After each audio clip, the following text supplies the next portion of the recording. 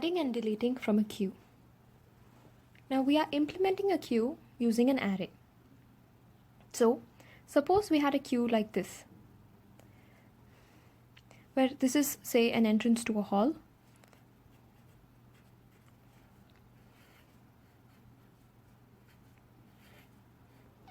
And these are the people queuing up to enter the hall. I'm giving numbers to each of these people. Say this is person 7, 2, 5. So the way we will represent this using an array,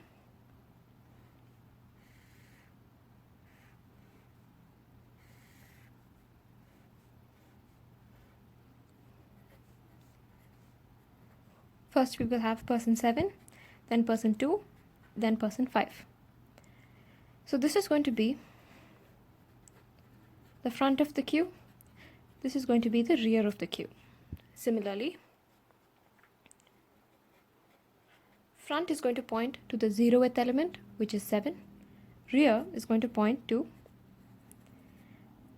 the second element, which is 5. What I mean by that is front is equal to 0, rear is equal to 2. Now there are two operations in a basic queue. We can add from the rear. So what happens when we do that? When we add from the rear, we will add another person over here, that is, add another number over here, and we will increment the rear by 1. So add from the rear means we increment the rear by 1, rear becomes 3, and then we store that element. The other operation we can perform using a queue is we delete from the front.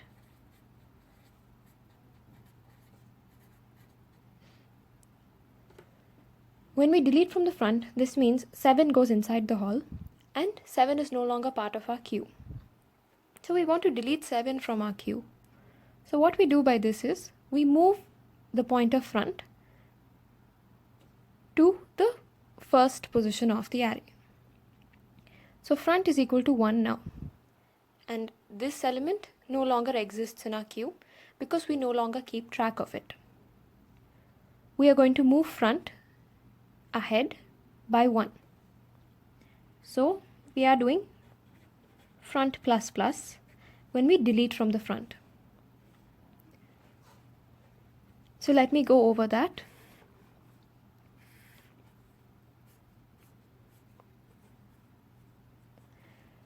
When we want to add from the rear, we do rear plus plus. When we want to delete from the front,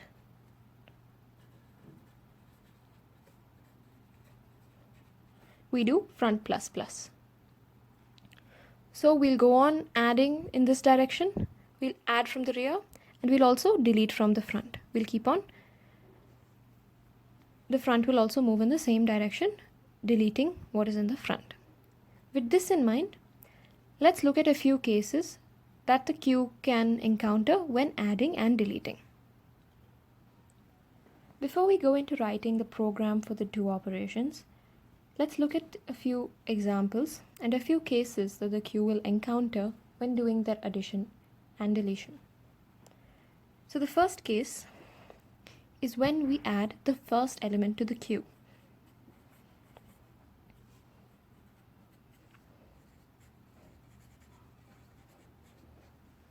Now, before we add the first element to the queue is empty.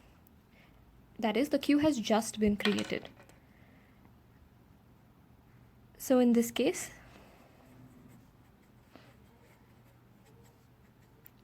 both the rear and the front is -1. After this, when we add the first element,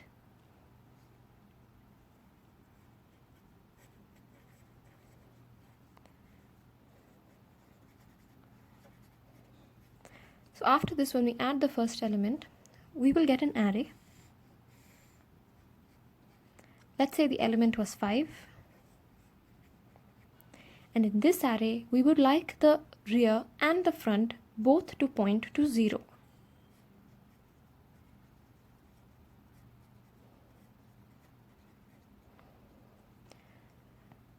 Now, this is a special case when we add into a queue because this is the only case in which the front is also affected along with the rear. Now, when we add more elements to the queue, we are going to add say 6, 7, 8, and only the rear will be moving with the elements which are added. The front will remain at 0. Now, so this is the only addition case in which the front is affected. All cases of addition will affect the rear. So this is one of the cases we have to be careful of. The second case is, when is the queue full?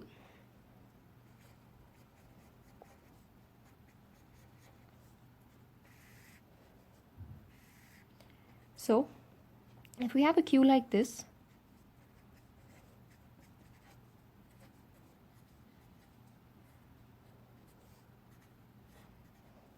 the front points to 0, rear points to 3.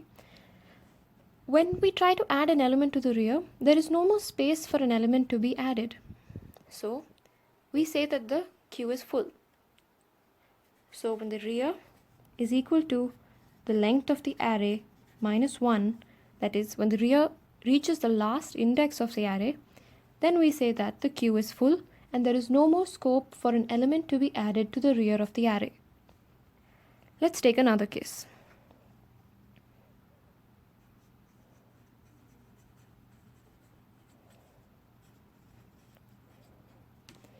When there is only one element left in the queue.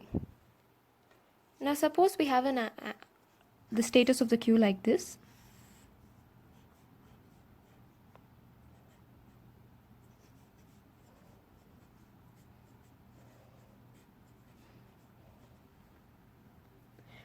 So there is only one element left in the queue, and now we perform a deletion operation. When we perform a deletion operation, we are going to get an empty queue. So if we perform the deletion,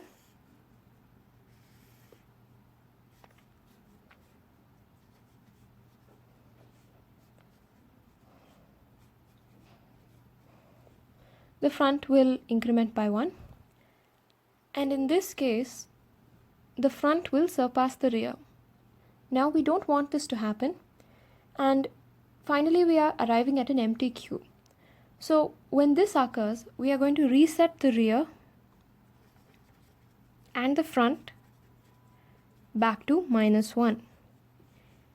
So when we arrive at an empty queue by deleting all the elements and the front surpasses the rear, for maximum space utilization of the queue, we are going to reset the queue, and this will give us an empty queue again. Only that in this case, when we reset the rear and front to minus 1, now we can use all the elements of the queue once again. So I'm repeating that. When we arrive at an empty queue by deleting elements, and when we are sure we have an empty queue with us, we can reset the values of rear and front back to minus 1 so that we can use the full queue once again. So this is the case when one element is left and we try to delete from the status of the queue. The fourth case comes when the queue is empty. So, as we said over here, the queue is empty when rear is equal to minus 1 and front is equal to minus 1. This is an important case because we cannot delete an element from a queue which is empty because there is no element to delete. Now that we are clear with these 4 important cases, let's go to the programming of the 2 operations, adding and deleting.